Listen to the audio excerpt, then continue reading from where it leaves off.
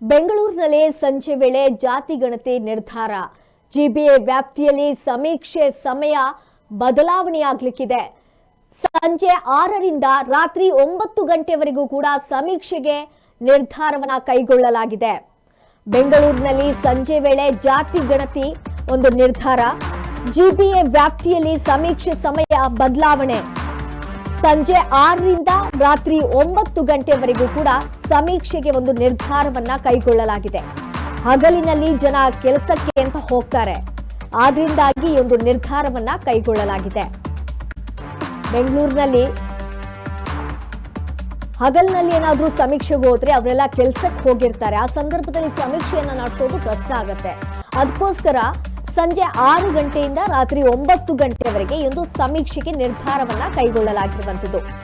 ಜನ ಕೆಲಸಕ್ಕೆ ಹೋಗಿರುವಂತಹ ಸಂದರ್ಭದಲ್ಲಿ ಸಮೀಕ್ಷೆ ಮಾಡೋದು ತುಂಬಾ ಕಷ್ಟ ಆಗುತ್ತೆ ಅನ್ನುವಂತಹ ನಿಟ್ಟಿನಲ್ಲಿ ಈ ಒಂದು ನಿರ್ಧಾರವನ್ನ ಕೈಗೊಳ್ಳಲಾಗಿದೆ.